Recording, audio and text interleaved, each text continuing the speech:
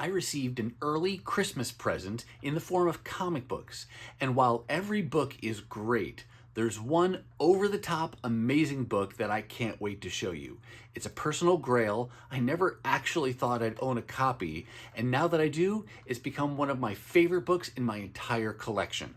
Want to see what I got? Check it out. Hey everyone, and welcome to today's video. In just a minute, I'm going to show you a live unboxing. And by live, I really just mean that I turned on the camera while I was unboxing these comic books. And so you're going to see them as I see them. There's no opportunity for me to pause and think about what I want to say for each book or do retakes if I stumble over my words. It's all just happening in the moment. But before we do, I just want to give you some brief context. So, online friend, fellow YouTuber, and comic book reader and collector Eric Spag emailed me a little while back and said, hey, I've got an early Christmas present for you. I've got a comic book that I think you'd like and that you've been hunting for. Could I have your address? I was obviously intrigued, and so I said, sure. And then he sent me a package, and that's what you're going to see me open up. But it wasn't just one book I opened up. There were several. And one of those books is now one of my favorite books in my entire collection, and I'm still pinching myself that he sent this to me. I can't wait to show you, and I will put links to Eric's channel down below in the description of this video. Please do check him out. Super knowledgeable about the creative teams of the books he's collecting, has a really wide taste and variety of books that he likes to collect. But I will warn you that if you're anything like me, when you watch his videos, there's a good chance that you're going to be adding books to your own wish list because he just picks up some really cool and sometimes some different things. And I think they're really awesome, and I add them to my own wish list, and now I want to be hunting for them. But with that little bit of a setup, I will say again, thank you to Eric. Such a tremendous, generous thing you did for me, and I will be forever grateful for it. And now I'm really excited to share those books with all of you. Check it out. Hey everyone, I just got this package delivered to me by UPS. This comes from a friend of mine, a YouTube friend of mine, and I don't know what it is. I don't know why he sent it. He just thought it was a book that I was looking for and I might be interested, and so he sent it to me. So I figured, why don't I turn the camera on and let's open this up together. I think this is the side I want. I'm not familiar with this kind of a box here.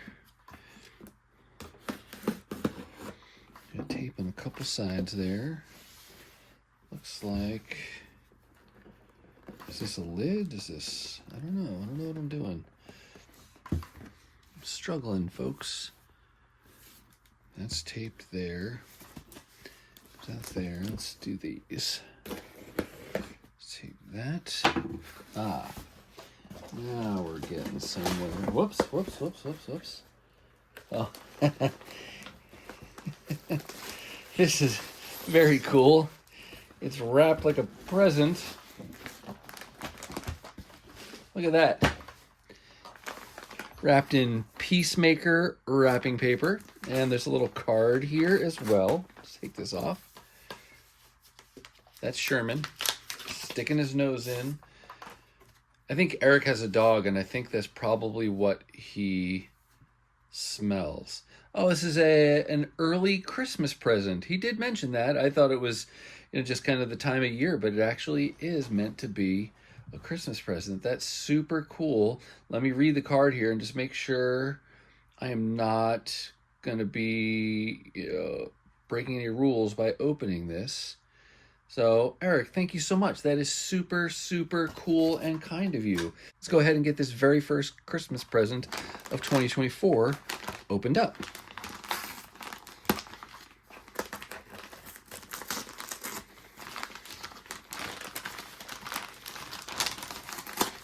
Nice wrapping job.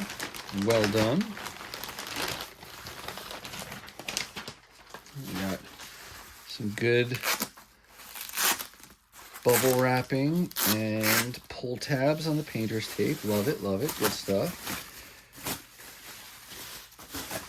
Eric does do some selling of comic books, both locally and online, so no surprise that he packs his comic books well.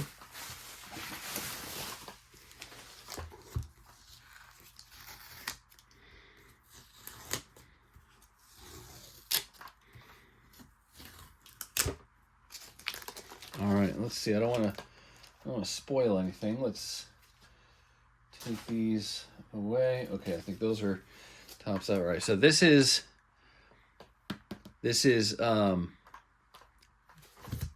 face down, so you can't see what they are. We'll do these one at a time. Well, actually, let me keep them off camera in case. So, and I'm not looking at them. I'm just gonna flip over the first one. And we'll take a look at what it is. What? 364 of Mighty Thor Volume 1. You are exactly right, Eric, that this is one of the books that I need. So, for those of you who don't know, I have been working on Walter Simonson's run of Thor, which ran from issue 337 up to like the 370s or something like that.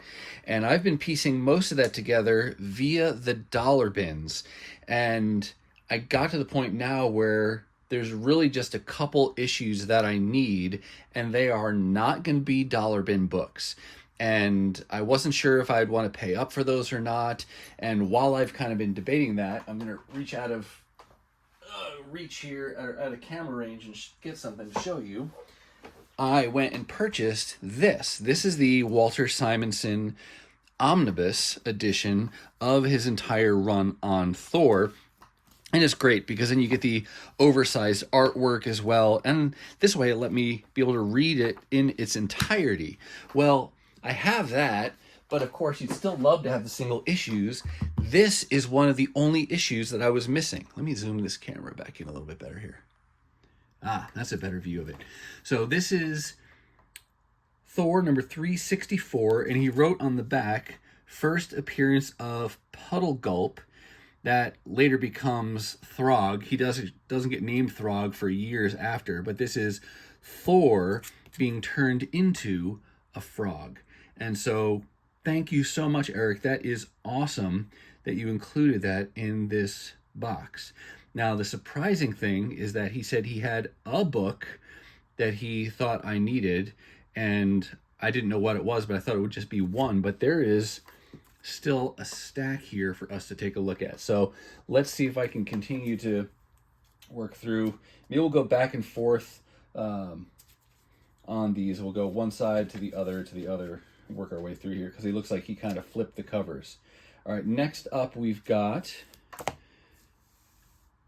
Ms. Marvel number 20.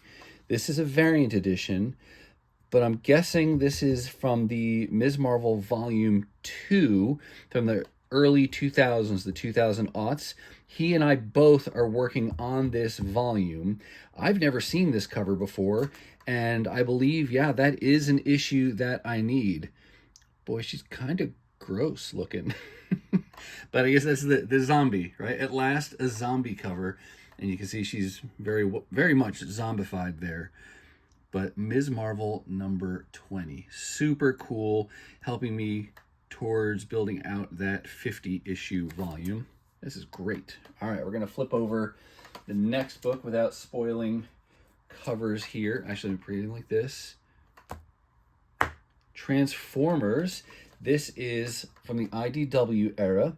Transformers number 35. So this was from the reboot that IDW did in, like, was that as late as 2019? I forget what it was, but it was after the Unicron event. IDW did kind of a line-wide reboot of Transformers and basically reset the universe, and they started telling new stories, but it was a different universe that they were telling the stories from. And it went back to the much earlier days in Cybertron's history. Overall, as a run, it performed much less well, I think, than the previous many years of comic books that IDW had published. That doesn't mean I'm not going to collect them, though, of course, because I love Transformers. It's my first love in comic books. And Eric knows that in addition to collecting Transformers, it is one of the few titles or properties where I will get any cover I can come across. So I'm always on the lookout for variants. This looks to be a retailer incentive copy of Transformers 35 with very famous Decepticon there on the cover, 6-shot. Super cool. I'm not sure who the artist is on that. I'll look that up and put a little text blurb, but you can see it looks like the appearance of a initials or something there. Sorry, the glare is making it hard to see. Super cool. Transformers number 35. Thank you, Eric. All right, next book. Let's go back here. We'll do this and flip. Another Transformers book. This is Transformers Evolutions #1, Hearts of Steel. This is the old IDW logo, so that's much earlier in the years when they had the license. And this is like I don't remember the details of this story, but it was like a steam engine, kind of this early industrial era, I believe, of a story telling Autobots and Decepticons. But you could tell just by the design of Bumblebee there, like a train. Looks like he's a train of some kind, right? Got the smokestack here in the front, kind of like that part grate that I forget what it's called, but you clear the tracks with.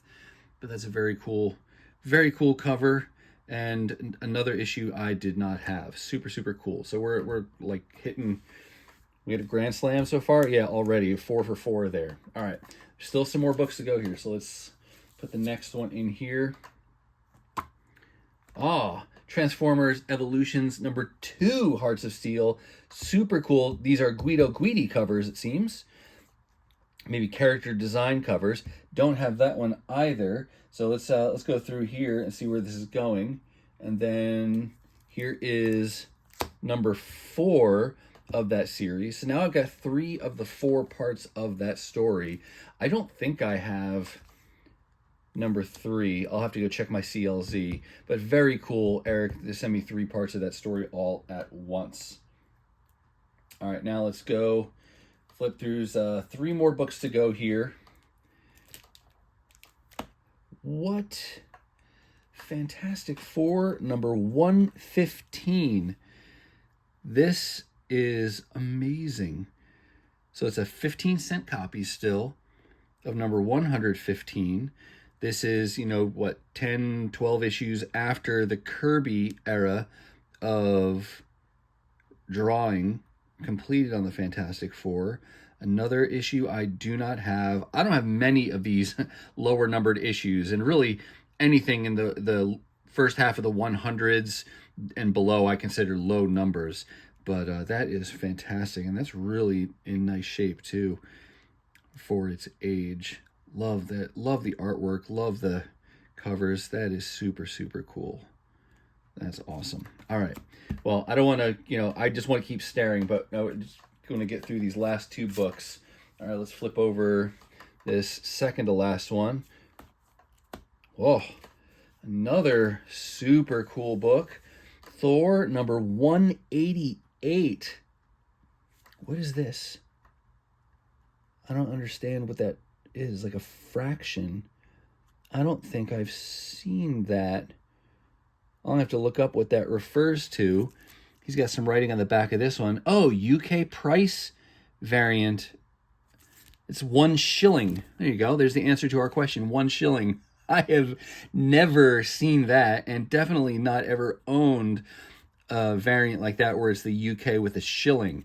I do have 1 UK price variant in my collection overall, and it's like a 9-pence book or something like that. I forget, it was from the 1970s. It was like a Marvel Chillers something with Tigra on the cover, but that's the only UK price variant I've ever had, and now I have another one, and it's this 1 shilling variant. So cool for 2 reasons. One, because of the UK variant, and then second, because it's this older Thor book, and again, like we started out with, great to have some of these older Thor books. Love it, love it, love it. Super, super cool. All right. 1 more book to go. Let's go ahead and put this one in here. and we'll flip this bad boy over and see what is last in the pile.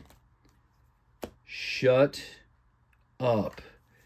Is this the real deal? Is this Thor 337, like original printing, not even a facsimile? That is nuts. Eric, you are out of control. Holy crap on a cracker. That is fantastic shape too. My goodness. This is, as I kind of was mentioning before, this is the other issue from the Walter Simonson run that I needed in single issue format. Oh my gosh. Fantastic. And this is super valuable, not only because it's the first issue in Walter Simonson's run, but because this is the first appearance of this very famous character. That's Beta Ray Bill. Very famous cover. It's been homaged many times over on this and other titles.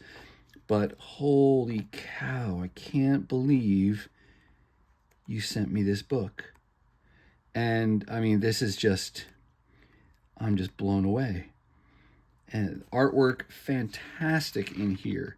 And one thing I will say about the benefit of the single issues over that omnibus edition I showed you before is the omnibus edition has actually gone the route of modernizing the colors, which not bad per se, but it's just different than the original, and it just gives you a different feel when you look at these old panels. So to have now all of these issues in single issue format is just a tremendous, tremendous thing. And yeah, when you said you had a book to send me, it was early Christmas present, this is beyond anything that I even thought you were going to send me. Not that I thought you were going to send me anything bad, but this is just tremendous, super, super generous and kind. And wow, I just can't say thank you enough. But what a tremendous gift to get in the mail. Definitely an early Christmas present. I don't know. I'd say my Christmas is made right there. I don't need it. Let's get on to 2025, I guess. But yeah, Thor, more Thor with the shelling variant. Not shelling, shilling. Sorry, I should pronounce things correctly. Fantastic Four, great early Bronze Age book. Some cool Transformers issues from a limited series I don't have. Nice variant cover from Transformers. Cool variant and a hole filler for Ms. Marvel. And then that other issue of Thor that I needed. And now the completionist in me is also very well satisfied being able to say that I have the entire Walter Simonson run on Thor, both in omnibus and single issue format. What a gift. Can't say thank you enough. Super grateful for that. I will put a link to Eric's channel, because he does have a YouTube channel, down below in the description of this video. Please do go check him out. He is a wealth of knowledge when it comes to comic books, picks up some really cool and different things, and I love watching his hauls. So let's go ahead and close it out with that. Hey, for everyone who's still here, I've got a little bonus content for you.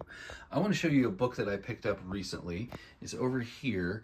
I don't show you too many omnibus editions on my channel, but as you can see here, my collection of this format of comic book has been slowly and steadily growing over the last couple of years.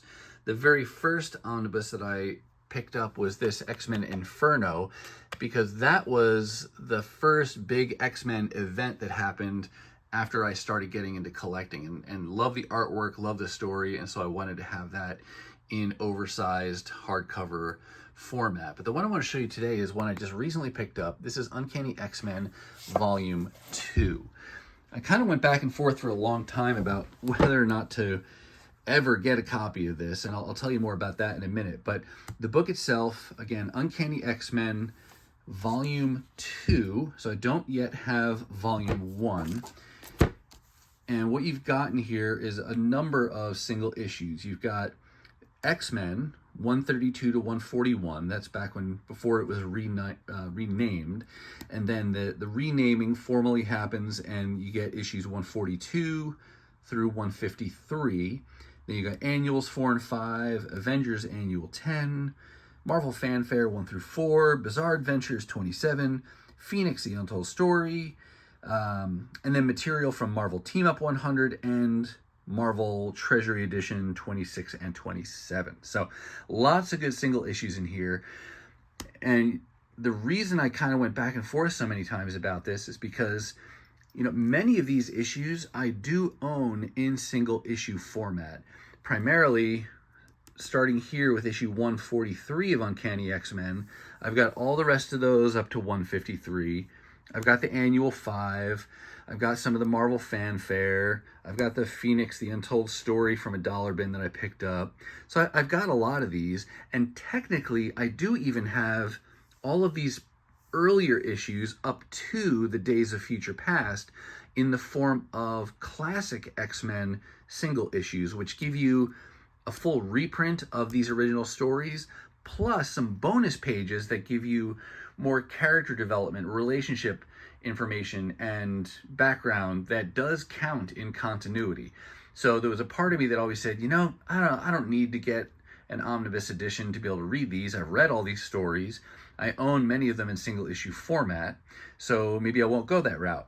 Well, the other side of me also said, you know, though, these are some of the most famous X-Men stories of all time, and wouldn't it be cool to have them all nicely together in a hardcover volume and have them with oversized art? And then ultimately what pushed me over the edge was the economy of it all, because I was in a local store here in the Twin Cities called Issues Needed. I was there doing some dollar bin diving like I do, and I did get some issues from their dollar bins, and they're over there in that box still. I'm going to show you those in a future video. But while I was in the store, I noticed that they were having a flash sale on all of their trade paperbacks, hardcovers, omnibus editions, all those kind of collected editions, and they were offering 40% off on all of those things. And so for a book like this, which normally retails at $125, 40% off means you get $50 off. And so for $75, I was able to get all these stories. Now, that does seem like a lot of money still, and I don't want to, you know, poo-poo that like it's not a lot of money. But if you compare that to what it would cost me to collect all of these single issues in their original prints, it pales in comparison. I mean, if you got these two books alone, Days of Future Past, you'd probably be talking $150 to $200 to get mid-grade copies of those. And then each of these other books that come before that are, you know, 10, 20, 30 or more dollars each themselves. Some of these others, yeah, you could get pretty inexpensively, but overall to get all of them, you're going to spend hundreds of dollars to get those.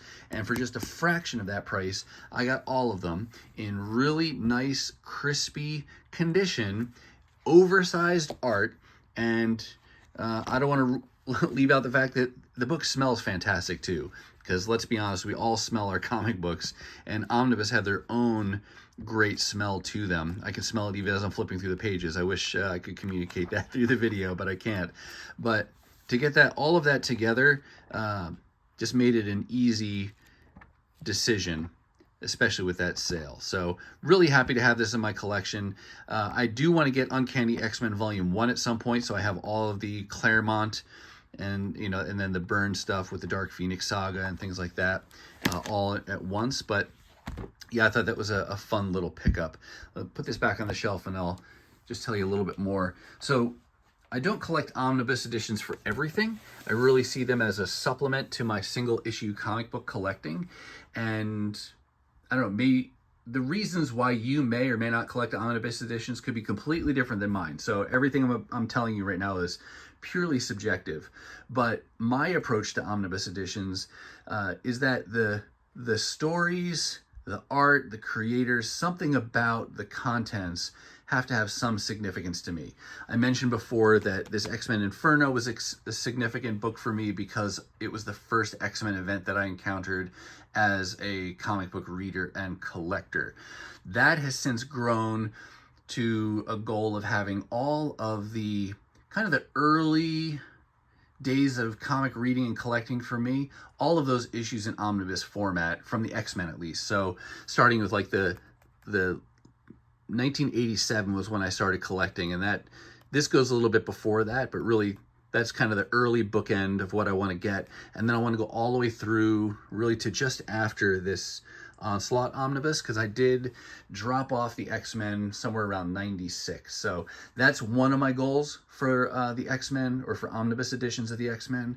And then Amazing Spider-Man I got just because he's such a significant character, and that's his volume 1. So it's the Stan Lee and Steve Ditko stories, and just really classic things that I will never own in single issue format. Avengers here, this 2-volume set by Jonathan Hickman.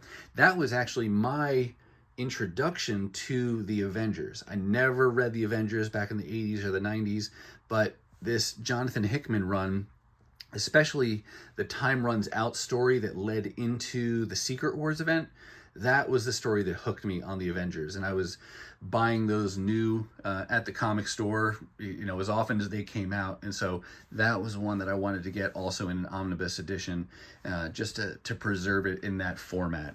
And then, you know, other things, like I said, creative runs, John Byrne's Fantastic Four run there, Batman down there at the bottom. I'm not collecting Batman in an ongoing way, but that Scott Snyder and Greg Capullo run, I've heard amazing things about, and so I got that 2-volume set. I have read volume 1, and I did love it. You can see my bookmark here. I'm in the process of reading volume 2. But those are the reasons I collect the omnibus editions. I'm not going to do it for everything, because I do love the single issue format, but just a fun nuance or fun way to expand comic book collecting and reading. And they look really nice on the shelf as well. But do you collect omnibus editions? Do you avoid omnibus editions? Do you do trades? If you do something other than just single issues, or that you supplement your single issues with some other method of collecting, let us know down in the comments. All right, that's going to do it for me, and that's going to wrap up this amazing Christmas haul from Eric Spag. Remember, links to his channel down below. Definitely check him out. As for the haul, I do hope you saw something that you liked, and if you did, go ahead and give the video a thumbs up. And if you want to see more content like this, dollar hauls, 50-cent hauls, really anytime I find good books for great prices, then go ahead and hit that subscribe and ring the bell for notifications so you'll know the next time I upload a video. Now, if you're not quite ready for the YouTube fun to stop, I have hand-selected a couple videos here for you to check out. As always, thank you so much for watching, and I'll see you next time.